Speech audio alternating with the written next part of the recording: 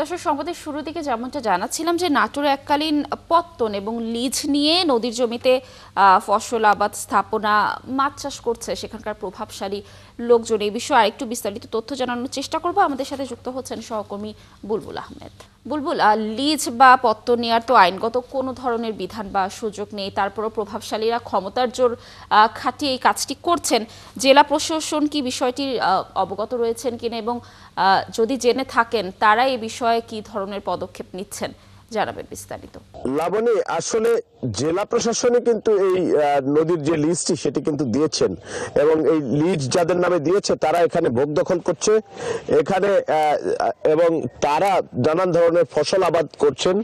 এইখানে কিন্তু আমরা যে বিষয়টি দেখছি যে জেলা প্রশাসনের কর্মকর্তারা এবং এখানে স্থানীয় যে তহসিল অফিস, ভূমি অফিস, সেইখানকার কর্মকর্তাদের যোগসাজশে এই জায়গাগুলো লিজ পেয়েছে এখান এলাকাবাসী এবং তারা বলছেন যে হাইকোর্টের একটি রায়ও আছে যে নদী কখনো লিজ দেওয়া যাবে না এবং হাইকোর্ট বলেছে যে once a river is always river, যদি কোনোটি কখনো নদী থাকে তো সেটি কখনোই আর কাউকে লিজ কিংবা পত্তন দেওয়া যাবে না। এখানে যে ঘটনাটি ঘটেছে সেটি সম্পূর্ণভাবে আইনের লঙ্ঘন হয়েছে এবং এই ধরনের নদী লিজ দেওয়ার কোনো আইনগত সুযোগ নেই, কিন্তু কতিপয় দুর্নীতিবাজ কর্মকর্তা তারা নানান রকম সুযোগ সুবিধা নিয়ে এটিকে এক নম্বর খাস জমি দেখিয়ে এটিকে লিজ দিয়েছে এবং এই জমিগুলো এখন এই এলাকার লোকজন তারা মাছ চাষ এবং ফসল চাষ এগুলো করছে এবং এই নদীর গতিধারা না থাকার ফলে,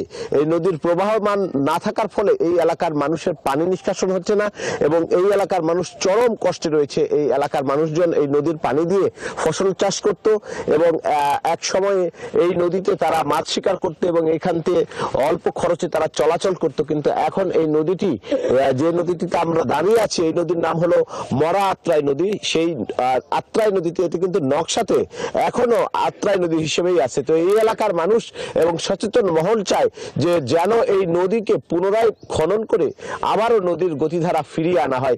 এই দাবি কিন্তু করছে লাবণী এই এলাকার মানুষ এবং সেটি কার্যকর জন্য। দর্শক, যেমনটি বলছিলাম যে লিজ নেওয়ার কোনো আইনগত বিধান না থাকলেও সেখানে জেলা প্রশাসন এই সুযোগটি করে দিয়েছে। এ বিষয়ে বিস্তারিত তথ্য জানাচ্ছিলেন আমাদের সহকর্মী বুলবুল আহমেদ।